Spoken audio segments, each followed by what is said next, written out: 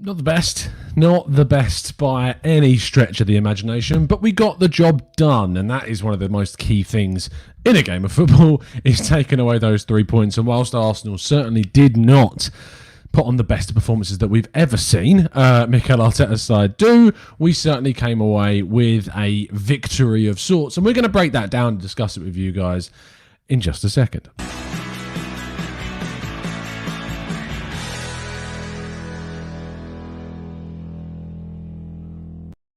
Hello and welcome to the Gooner Talk, back again with you guys for another show, for another episode of our TGT Raw Reaction series, in which we react to the latest Arsenal news, transfer speculation, matches, interviews, all of the above. But today we're here to talk about Arsenal's 2-1 victory in Vienna. Now, this was, of course, Arsenal's, in my opinion, toughest game of the group, with Mulder and Dundalk, of course, playing each other too. Mulder are no pushovers. I said this week, I said in the preview show that Austria Wien are not a side to be taken lightly. They are not a side that are going to roll over. They're a decent squad. However, what I would say is that the best chances for the Austrian side did come of our own making.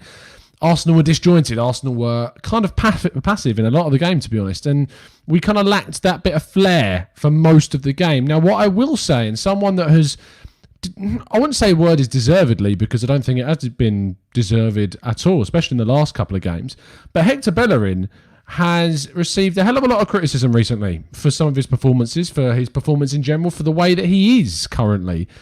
And it's fair to say that the game changed because of Hector Bellerin. The game became a lot more open.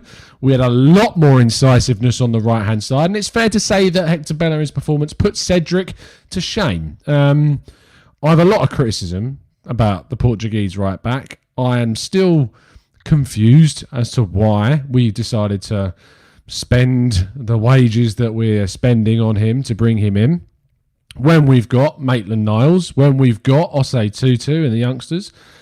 I am really struggling to try and work out why we thought it was necessary to bring in Cedric, who is, for me, just not of the required level. Now, people know on this channel that I am always the optimist, always praising, always being a positive person. But when it comes down to criticism that's deserved, I think it's fair to say that I hand that out. And I just think that Cedric, for me, is one of those that is deserved of that. I just don't really understand why we did it. I really don't. Carl Halberg says, still unconvinced by Cedric. Doesn't fill me with confidence at all. Daryl Kane, Cedric is currently our plan C. Tony Mills.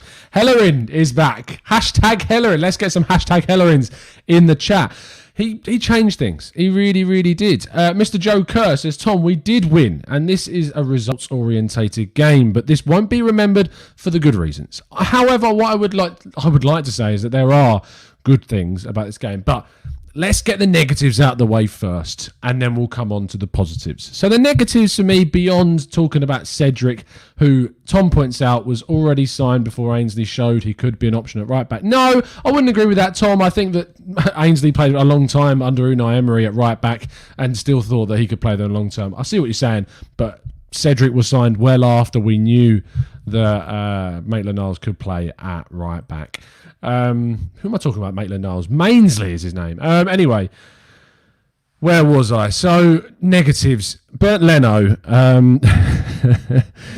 How quickly do you think people decided to jump on social media when Leno passed to that? It was akin to Watford, wasn't it? I had flashbacks of the Watford game where he gave the ball away. And to be honest, I think David Luiz is a lot at play here. Why David Luiz puts Leno under the pressure initially, I don't know. I don't know why he decided to think that it was a good idea to pass the ball back to Leno in that place. But when Leno does get the ball, if you're under pressure, just boot it, just kick it, just launch it, just put it into row Z. It just... Why? Why just go for the short pass if you're under pressure? I get that that's what they're being taught. I understand that the way that they are being coached is to play out from the back, try not to lose the ball, keep hold of possession, because when you're in possession, typically you can't concede, other than when you do things like that. we know that in the Europa League previously, Leno had an issue where he played the ball out for a corner instead of lumping it up the pitch, and that cost us to basically drop out of the Europa League. And also, against Watford, he pretty much mirror image of that as well. However, I still do think a lot of that blame goes on to David Luiz for putting our goalkeeper under unnecessary pressure in that moment. Now, what you shouldn't do is to instantly go onto social media and say, oh, look, we need Emi Martinez back, because that would be silly.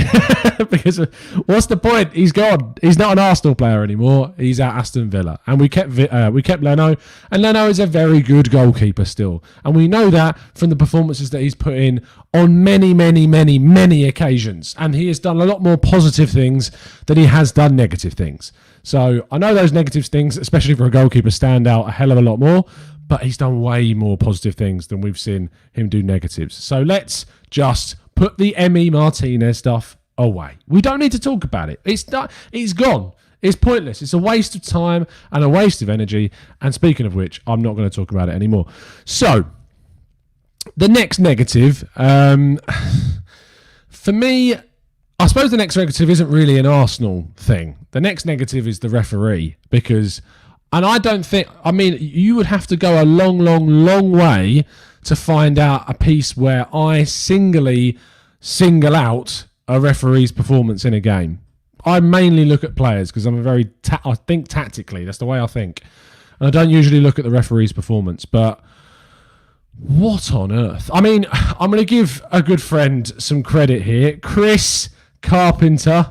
We all love you, Chris. A fantastic tweet from our man. Where is it? It was absolutely brilliant. Here we go. Let me share it on screen for you guys. So you want to go give good old Chris a follow. But it made me laugh. It made me chuckle. Here we go. So look at me. I'm a Europa League referee. I'm on the TV. Look at me. Oh, I'm important. Oh, let me book you and you and you and you and all of you. Yeah, not the best. It's fair to say. I completely agree with you, Chris. I don't really understand what was going on. I really, really don't get it. If you don't follow Chris, make sure you do. At AFC38. Fantastic stuff from Chris. It just goes beyond any thinking why he just thinks, yeah, I'm going to book you. Yeah, and to be fair, what I will say is that the time that he actually kind of tried to stop Arsenal's play led to our goal, which is quite ironic and quite funny when Bellerin was through, ready to play that cross across the ball, and he blows the whistle. Pepe's down, we get that. We're on possession, we're attacking the opposition's box, and he blows the whistle.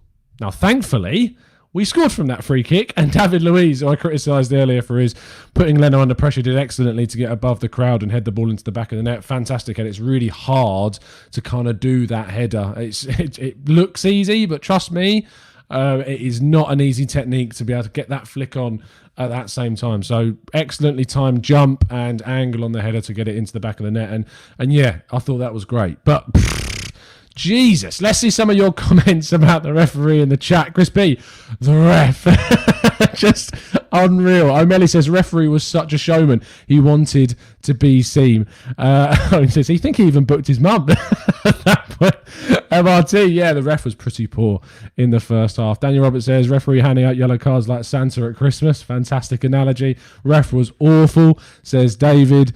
He just wasn't great, was he? He was pretty darn terrible. Pretty darn terrible. Anyway, the main guy that we need to talk about is a certain guy that got his debut in. I want to see every single member in the live chat throw in those party time emojis into the chat box, because my God, what a performance, especially the first half.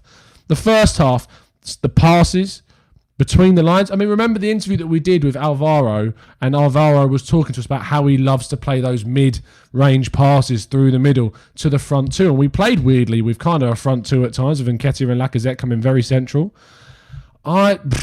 Unbelievable. Like he just performed exactly how I pictured him performing and how I preached in every show that I did on him. I couldn't believe it. How I was just witnessing Partey playing like I was telling you guys how he was playing. It was ridiculous how well the Ghanaian performed to exactly the specifications that I had said so many times that he was going to perform like. Now, I'm not taking any credit. I know I'm sounding like I am. It's just someone who's coming from the perspective of, I love Thomas Partey. I've wanted him at the club for such a long time. Now he's here and now he's doing the business. It's just great. And to be fair, we played kind of this weird formation. In the chat box, this might throw up a few suggestions, and you can only go with one answer, which I know is unfair. But what do you think the actual formation was today? In simple numerical terms, I don't want anyone going, oh, it was this, and then it was this, and then it was this. Overall, what would you say the formation was today? Because it was so difficult to work out from the initial lineup. Some people thought it was 4-4-2, then it was 4-3-2-1-2, then it was 3-4-3, then it was 4-3-3. I mean, it was really... So I want to kind of see the differences in opinion of you guys in the chat box to see what you guys thought about that. Cole says 4-4-2. Casper says 4-4-2. Daryl says 4-4-2. I'm just going to throw up on the screen now. 3-4-3s we've got. 4-4-2s. Chris, I think that you've come up with the... I think it was this, to be honest. It was 10-1. At one point, it was 10-1. Everyone was behind the ball. 4-2-2-2, says Kuroko. I mean, it's so much variation. 2-2-4-2, says Gabby. It was a brilliant formation, says Dellinger, because it was a win. And I suppose that's all you really have to say, to be honest. 3-4-3. Wrong says it was just ones. Plus 3-3-4, 4-2-3-1, flat 4-4-2, 6-1-3.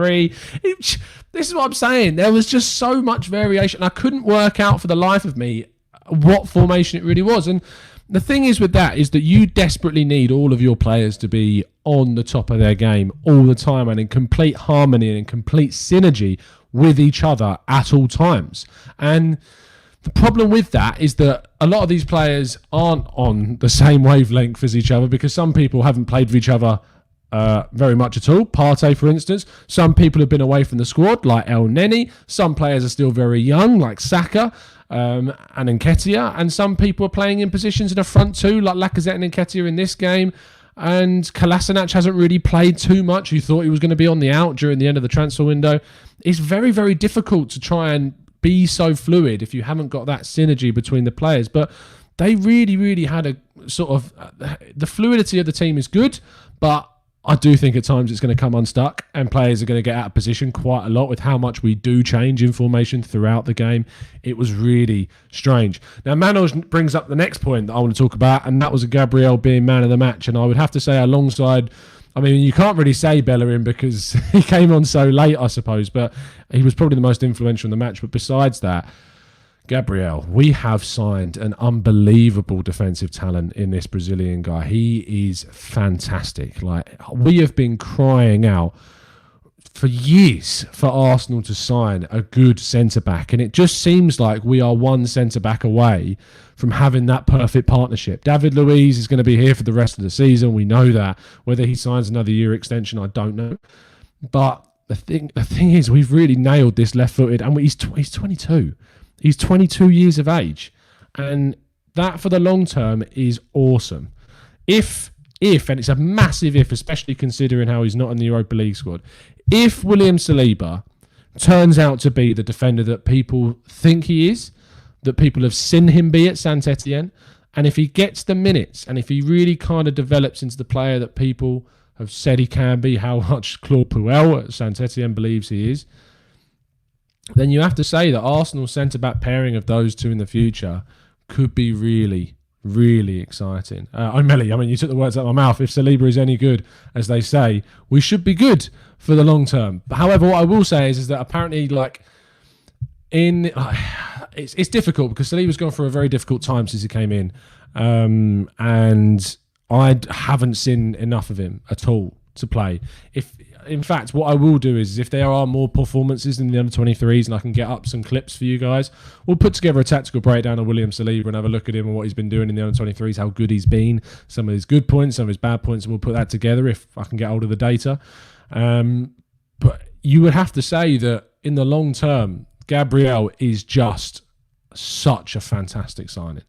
Such a fantastic signing. It was great, like, just to see the Brazilian absolutely smash his first Europa League performance for Arsenal. It's always great to see that. Always is. Let's not be spamming the chat, people, because look, if you spam the chat, then this is what happens. Then you go. So let's get some comments from you guys. Abby says Lacazette didn't square it to Alba. I was fuming. I think the thing is with Lacazette is that he's so desperate to score now that then when he goes into those positions, he only sees the goal. He's very, very blinkered maybe in that sense that he only sees the goal. And that's ultimately going to lead to some opportunities going amiss. And it's a real shame that Lacazette can't sort of recapture the form when he joined us and he was in the kind of that goal-scoring form where he scored in his debut against Leicester. I was there. Giroud scored a very late goal to take the win. I believe it was 4-3 on the day or 3-2, one of those big scorelines. And yeah, the thing is Lacazette is just...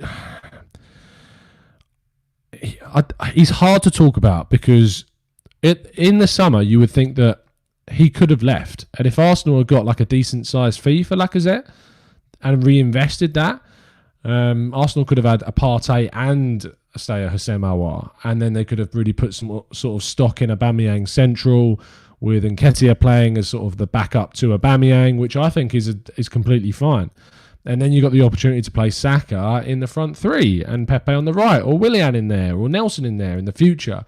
But keeping Lacazette kind of creates a problem in a weird way because it kind of blocks that opportunity to maybe play Aubameyang through in the middle as much as he possibly could do. Now, when it comes to the game at the weekend against Leicester, I'm hoping and praying, because we saw both of Nketiah and Lacazette start today, that Aubameyang could be starting through the middle. In which case, Saka has to play in the front three alongside him. He has to. It's not even a debate.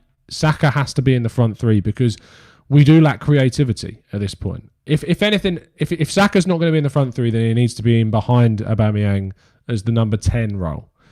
And we desperately just need that additional bit of creativity in our midfield. We really do. We need that additional midfielder because we really struggle. Like Elneny and Partey, for me, is a really passive combination. I think Partey had a lot of pressure on him today to be that guy that would transition the play from the defensive third into the middle of the park and into the final third. Because Elneny's not going to do that. Elneny is exceptionally passive. He's consistent, which is good. And if you want someone to play those short passes into wide areas, keep hold of the ball, recycle possession, Elneny's great for that. But what Elneny isn't going to do is he isn't going to progress the play for you. He's not going to be that guy that brings the ball forward. He's not going to be taking risks. He's just not that type of player. So to put him next to Partey creates a dynamic in the midfield where we really kind of struggle to really sort of push forwards besides that real kind of emphasis being on the Ghanaian to do that. And in a team where he's just joined, it's going to take a few games for him to really kind of nail that sort of system and nail that role and style down that he wants to implement on this Arsenal team. So I'm hoping that we get to see Xhaka start next to Partey, because the difference between Xhaka and Elneny is that Xhaka does play more passes forwardly. I see a lot of people criticise Xhaka for being too sideways, but the fact of the matter is, if you go into the statistics, if you actually watch him for a whole game solidly, you see the passes that he makes, the way that he does pass through the lines. And I feel like if you put him next to Partey with someone in front of those two, you've got a real recipe to create something good, like Ceballos, for instance. If Ceballos was to play in front of Xhaka and in front of Partey, or if you wanted to just get out Xhaka completely, then you could put Ceballos next to Partey. I think that gives you a lot more. But I would like to see Arsenal switch to the midfield three. I think it's an absolutely... It's a nail on. It's a must. Arsenal must switch to a midfield three. We must utilise the central area a lot more effectively while still maintaining the quality on the right-hand side. Now, Bellerin's performance today gives me a lot of hope. Really, he does. But he needs to get that combination with Pepe a lot better. C Forever says, I disagree. Elneny was great. And let's not forget he passed the ball to Bellerin to split the defence for our first goal. Now, I'm not saying that he wasn't great today. I thought Elneny had a good game. I wasn't criticising his performance today. What I'm saying about Elneny is that on the whole, across a whole season, those passes in through and behind and incisively are not a common occurrence. I think we can agree that. Whilst he played a good pass to Bellerin in that moment, they aren't common. They aren't something that are going to be done regularly when Elneny is on the ball, especially in comparison to Xhaka, or even more so in comparison to Ceballos. And so for that reason, that's why I struggle more to to think of El Neni as anything but a backup midfielder right now. And I have a lot of praise for El Neni. I think he's come back a much better player since he went on loan in Turkey. But what I will say is that I think he would struggle to nail down that spot.